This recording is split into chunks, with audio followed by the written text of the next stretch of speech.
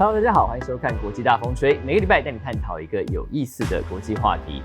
2019年呢已经进入尾声，我们在这边先感谢大家这一整年来的支持。那回顾2019，世界各地发生了大大小小的事件，但其中特别引人注目的是，全球各地今年都有规模相当大的示威行动出现。那今天国际大风吹就要带大家来回顾这一年来有哪些地方爆发了示威的浪潮，抗议者为什么要走上街头？那现在各地的最新状况又是如何呢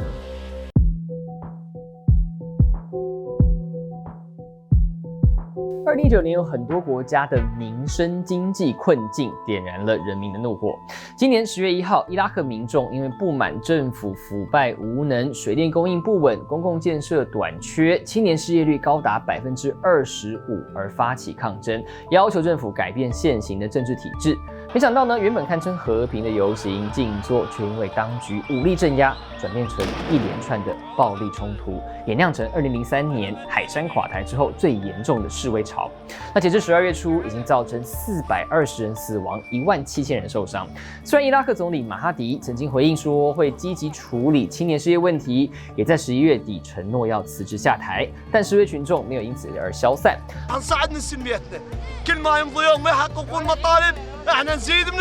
到了12月中，依然有群众聚集在首都巴格达的街头，要求这个腐败的政府全部下台。然而呢，镇压行动也是如影随形，甚至还传出有身份不明的民兵跟政府合作，打击抗议人士。那目前伤亡人数持续增加之下，联合国已经出面呼吁当局要停止对示威者使用暴力，并尽速进行选举和反贪腐的相关立法。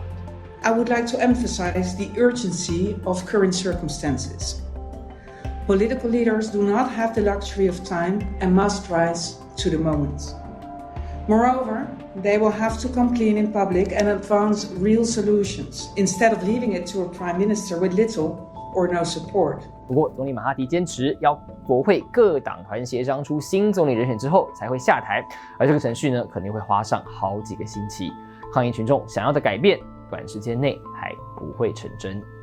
同样是人民觉得日子快要过不下去，黎巴嫩也在10月份爆发抗争。当时由于气候干旱引发大规模的野火烧山，那政府理论上应该要出面处理，却以凑不出经费为由，转而向邻国寻求援助，就引发人民不满。结果过了几天，政府更宣布要对手机通讯软体 WhatsApp 的语音通话来征税，要使用这个 App 的民众每个月交$6的税。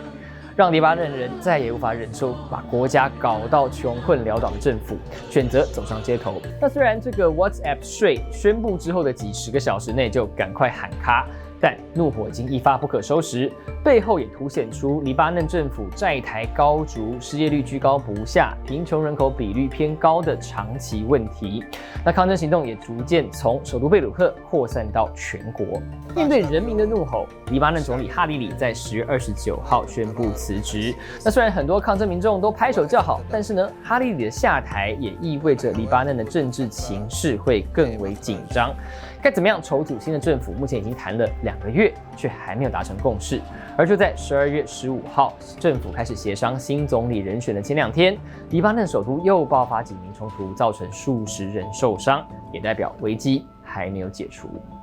南美洲的智利一样，在10月初爆发了抗议浪潮，而导火线呢，只是首都圣地亚哥的地铁尖峰时刻要涨价6%。虽然换算成台币只是小小的1.2元，但是呢，以当地的薪资水准来换算，新票价对智利人来说比纽约地铁票还要贵。那智利常年来严重贫富不均，政府改革也不断跳票，导致地铁涨价的消息成为压垮骆驼的最后一根稻草。民众开始上街要求政府举行修宪公投，希望能把教育和医疗保障政策写进宪法，改善贫富不均的状况。那抗争过程中，剧烈的警民冲突不断，智利政府甚至一度戒严实施宵禁，派军队到首都进行无差别的武力镇压，也勾起人民对过去智利军政府的惨痛记忆，反而更激化了抗议的情绪。那虽然事后总统有出面公开道歉，也承诺政府会停止调涨票价、提高退休金和医疗补助措施，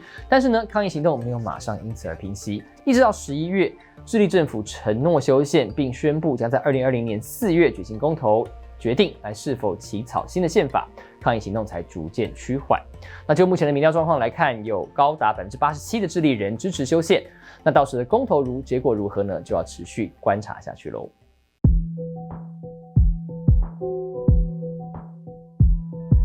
除了更好的民生经济，2019年也有人为了政治改革挺身而出。委内瑞拉1999年由社会主义政府接管之后呢，因为错误的民生经济和外币管制政策，让国内可以说民生凋敝，物价飞涨。那2013年上任的总统马杜罗不但没有扭转经济走向，反而透过修宪公投扩大总统职权，同时又打压反对派，流露出独裁的倾向。那去年2018年大选虽然连任成功，但是呢，各种国际组织和观察人都认为选举过程不公平公正，导致民怨四起。那到了今年1月底，反对派领袖国会议长瓜伊多就主张总统大选违宪无效，总统实质上是从缺，所以就依法自行宣布为临时总统，也拉开了委内瑞拉反政府运动的序幕。当时有上百万支持者上街力挺瓜伊多，他在国际上也获得美国等等超过50国的支持。那至于执政的马杜罗政府，除了派军警镇压，背后也则是有中国、俄罗斯等盟友力挺，立刻就禁止瓜伊多出境，也还有15年内不得担任公职。但瓜伊多后来不顾禁令潜逃出境，一方面到国外协调救援物资的运送，一方面在国内积极拉拢军队支持。那力挺瓜伊多的美国也在8月下令要冻结美国政府在美国资产，扬言要极尽所能把马杜罗拉下台。但这么一来，原本要和反对派进行对谈的马杜罗政府就取消会谈，双方又陷入了僵局。9月，国会批准瓜伊多担任大选前的临时总统，而马杜罗政府呢，也还刻意释放反对派重要人士来稀释瓜伊多的影响力。不过，最后瓜伊多还是在国会议长选举中获胜。然而，11月，瓜伊多试图再次召开大规模示威的时候，参与人数却比年初少了非常多。民调也显示，反对派的民意基础正在下滑，而且12月初还爆发贪腐丑闻，再度又打击了瓜伊多的声势。那目前这场委内瑞拉双总统风暴虽然还没有分出胜负，但马杜罗依然掌控政府和军权，可以说是稳占上风。普廷统治之下的俄罗斯政局一向是相对稳定，但是呢，今年9月的莫斯科市议会选举的提名资格争议，却引发罕见的示威潮。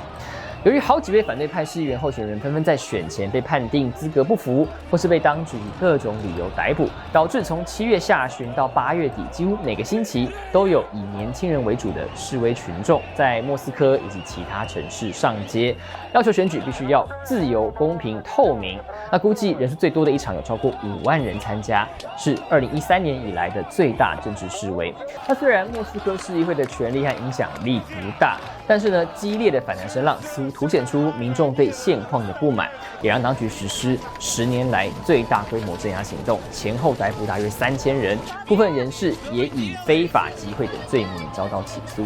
后来呢，9月份各地方市议会选举就如期举行了，结果总统普廷所属的执政党统一俄罗斯党在莫斯科掉了1/3的席次。那如果同时呢分析第二大城圣彼得堡以及其他的地方议会选情，也会发现统一俄罗斯党的表现比以往差，甚至有些本来属于统一俄罗斯党的候选人刻意以独立身份参选，就是因为执政党的人气下滑。那换句话说，虽然示威潮好像没有促成什么实质上的改变，但背后反映出来的民意变化可能会让普廷有點傷腦筋。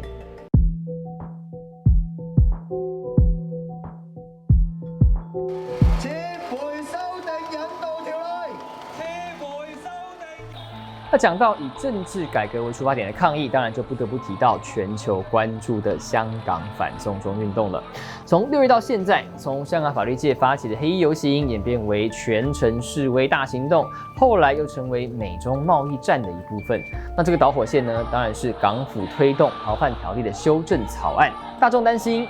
以后的犯罪嫌疑人会被送到中国受审，让一国两制底下的香港司法独立性荡然无存。那6月9号的集会呢，就有超过100万人上街表达诉求。那港府并没有在第一时间将条例撤回，反而把抗议行动视为暴动，出动大批警力上街镇压，甚至频繁使用催泪弹、水柱攻击抗议民众。那即便之后承诺暂缓，香港市民心中的愤怒仍然无法平息。抗议场面也越来越紧张。到了7月的时候，元朗更传出白衣人疑似勾结黑警，对示威者进行无差别攻击的暴力事件。那面对不顾民意的政府和滥用职权的警察，香港市民的不满情绪更加高涨。除了不间断的流水式抗议，社会各界也在8月发起罢工、罢课、罢市，向政府争取5大诉求。特首林郑月娥虽然在9月4号宣布正式撤回逃犯条例修订草案，但是呢，对于其他诉求依然不肯让步，坚持5大诉求的民间人权阵线，在10月1号，也就是中华人民共和国建国70周年的国庆日当天，发起没有国庆只有国殇的示威活动。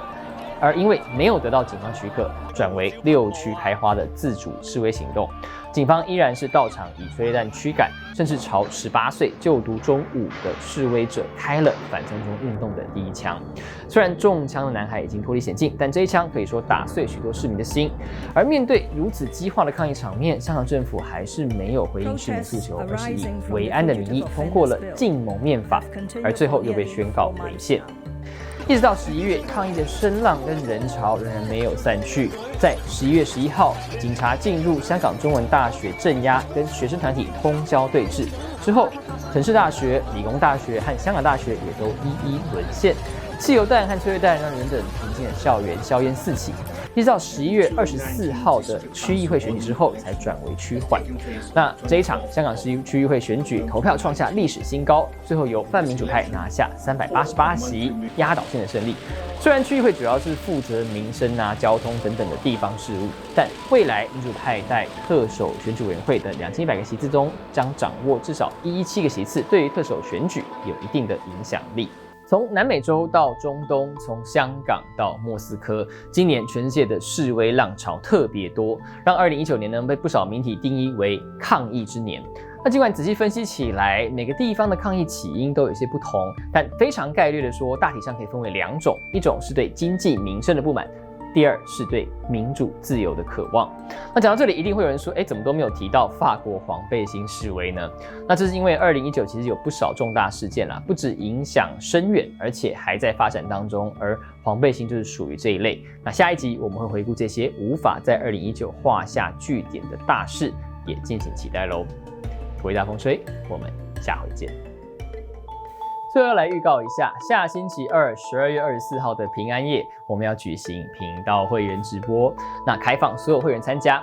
我跟节目的企划呢，会一起聊聊世界各国的圣诞习俗，我们现场还要玩一些圣诞小游戏。晚上8点准时开播，欢迎所有会员一起来看哦。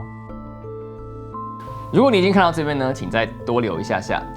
有些观众常会问啦，关键评论网怎么不开个节目讨论国内的时事呢？那现在我们虽然暂时没有这个打算，但是距离总统大选不到1个月的现在，我们站上呢特别推出了一系列跟大选有关的专题报道。那我们今天我们就抓来第一位负责专题的编辑罗元琪，然后呢用很短的时间跟大家做个介绍。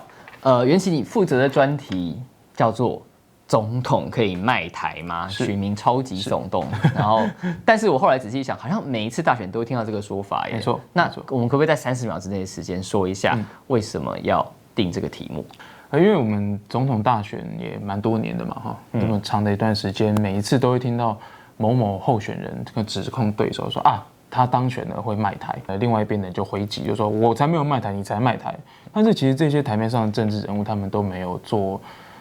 跟选民解释到底什么是卖台，或是说总统真的可以卖得了台湾吗？某人当选真的会把台湾卖掉吗？一直没有人去解答这个问题。那这个也是我们心中的疑问。我在这4篇专题文章里面看了一下，有一篇引起我的好奇，就是总统如果跟对岸中国签署文件，到底算不算卖台？我乍听之下就觉得就是卖台啊，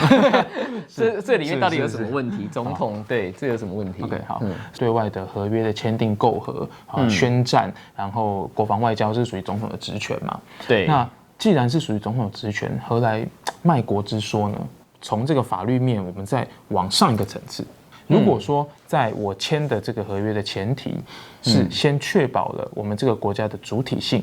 完整性、一致性、主权的独立性，没有踩到那条红线，那基本上它都不能够算是出卖主权。虽然我觉得就是作者特别点出来一点，就是让大家去思考的，就是有关于你签的内容的性质，以及它对后面的影响会是什么？我还是有点半信半疑啦，但是我觉得至少我会想要进去看一下，说到底他怎么讨论这个问题，因为我觉得可能大家都没有真的认真想过。文章很精彩，可以看看。OK。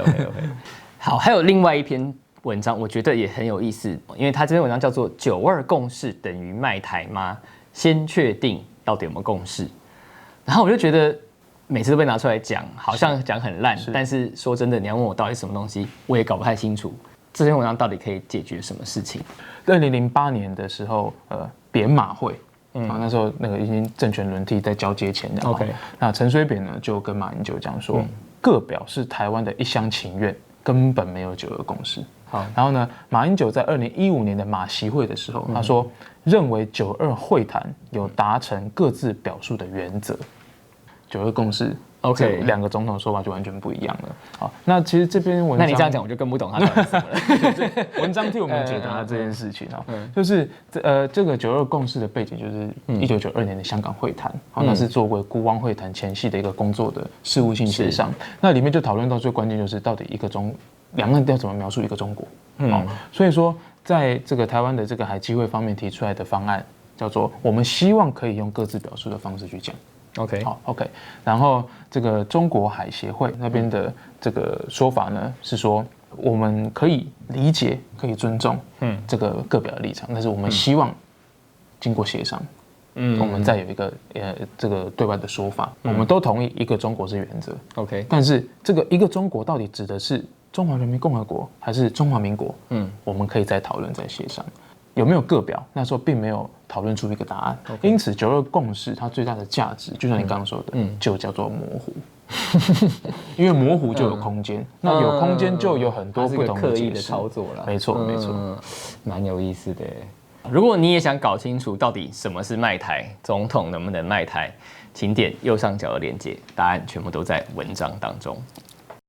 感谢所有支持我们的频道会员，特别是干爹干妈们：翁义顺、周宣厚、自令力、吴晨，还有9man。